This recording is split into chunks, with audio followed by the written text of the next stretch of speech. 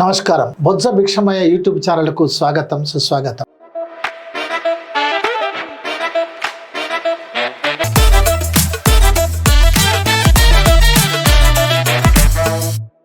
నరేంద్ర గారు, ఈ స్థితిలో ఇప్పుడు మీరు చెప్పినటువంటి కుల్లా అసలు వివరించి చెప్పారు. ఇలాంటి స్థితిలో 4 వర్ణాలలోని 4వ వర్ణమైనటువంటి శూద్రులందరూ ఒక వర్ణంగా ఉన్నారు. వాళ్ళ ఉద్దేశం ప్రకారం ఈ శూద్రులు ఎప్పుడైనా తిరుగుబాటు చేస్తారనుకోని కావచ్చు. బహుశా వాళ్ళను అతి శూద్రులని అంటరాడేవారని చాలా మార్గం మార్చారు. ఇప్పుడు బీసీలంతా కూడా ఒక్కటిగా లేరు. ఎందుకంటే బీసీలలో కూడా అనేక కులాలు ఏర్పడ్డాయి. అందులో ఎంబీసీ కూడా వచ్చింది. సో ఈ బీసీలలో ఉండేటువంటి అనేక కులాలను ఎంబీసీలను ఐక్యం చేసుకోవటం, ఈ ఎస్సీ ఎస్టీ మైనార్టీలో ఉండేటువంటి కులాలను ఐక్యం చేసుకోవటం, ఈ 4వ వర్ణమైనటువంటి శూద్ర వర్ణాన్ని మొత్తంగా ఐక్యం చేసుకోవటం ద్వారా 42% రిజర్వేషన్ సాధించడమే కాదు, అసలు ఈ రాజ్యాధికారాన్ని సాధించవచ్చు. దాని వైపు మీరు ఏదైనా ఆలోచన చేస్తున్నారు? ఇప్పుడు వాళ్ళ ప్రాబ్లం అదే. ఇప్పుడు రెడ్ల ప్రాబ్లం ముఖ్యంగా ఏంటంటే కమ్మలు కొద్ది శాతం మంది, వెలమలు కొద్ది శాతం మంది, కోమట్లు కొద్ది శాతం మంది, బ్రాహ్మణులు. ఇప్పుడు గుత్తాధిపత్యంగా రెడ్లదే నడుస్తుంది వతందారిత. ఈ రోజు ఏమైతుందంటే 42% బీసీలు, ఎస్సీ ఎస్టీలతో కలుపుకుంటే 67-69% అవుతుంది కదా. ఇది కాక సర్పంచుల్లో ఒక వేరియేషన్ ఎట్లా ఉంటుందంటే, ఒక ఊరు మొత్తం ముదిరాజులు ఉంటారు, ఒక ఊరు మొత్తం గౌడ్లు ఉంటారు, ఒక ఊరు మొత్తం యాదవులు, ఒక ఊరు మొత్తం మాదిగలు ఉంటారు.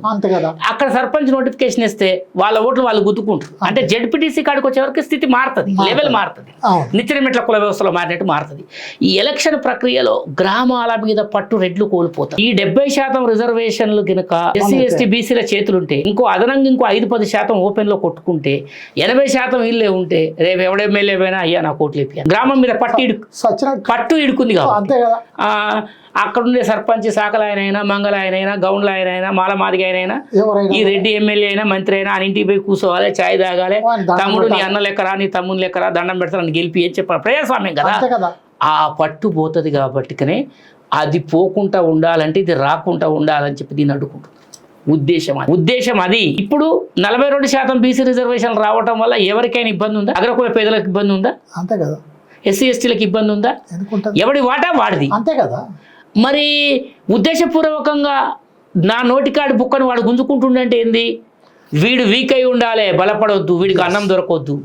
అంటే అన్నం అంటే ఇక్కడ వీడు రాజ్యాధికారంలోకి రావద్దు, పోతే లోకల్ బాడీస్ స్థానిక ఎన్నికల్లో స్థానికంగా వీడు బలపడవద్దు, స్థానికంగా ఈ వర్గాలు బలపడితే మన పని మట. కాబట్టి ఈ ఎమ్మెల్యేలు, ఎంపీలు, ఈ మంత్రులు వీళ్ళే సూట్ కేసులు పంపి పెద్ద పెద్ద అడ్వకేట్లను పెట్టి డబ్బులు ఇచ్చి ఈ వర్గాలకు అందేటటువంటి ఫలాలను అడ్డుకుంటున్నారు.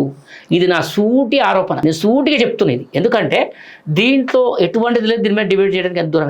ఇప్పుడు 70% సాధించుకోవడానికి మీరు చేయబోయేటువంటి భవిష్యత్ కార్యక్రమం ఏంటి? ఫస్ట్ ఎడ్యుకేషన్ ప్రోగ్రామ్ ఏంటంటే, ఇప్పుడు మనం అనుకున్నాం శత్రువు కనపడుతుండు, శత్రువుని ఎటగొట్టాలి.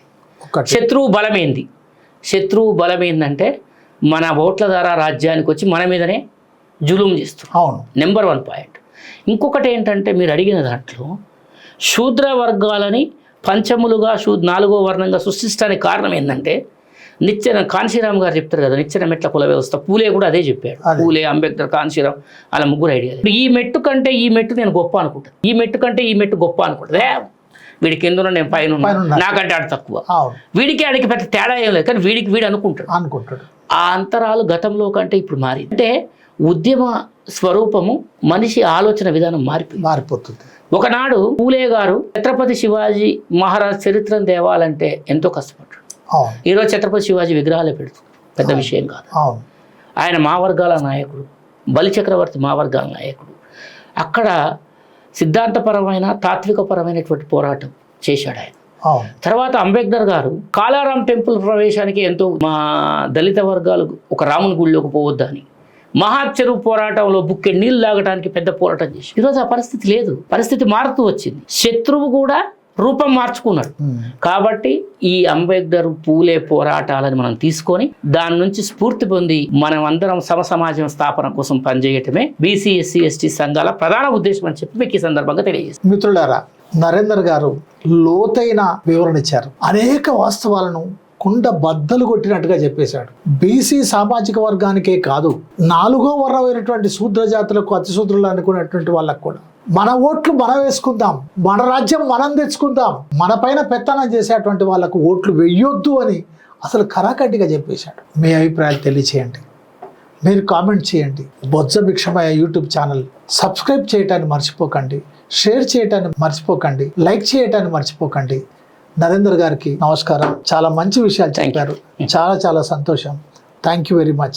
మీ 42% రిజర్వేషన్లు 42% కాదు, మీరు చెప్పినట్టుగా 56% రిజర్వేషన్లు సాధించుకునే విధంగా మీరు ముందడుగు వేయాలని, అందుకోసం మాలాంటి వాళ్ళందరం మీ వెనక ఉంటామని తెలియజేస్తూ థ్యాంక్ యూ వెరీ మచ్.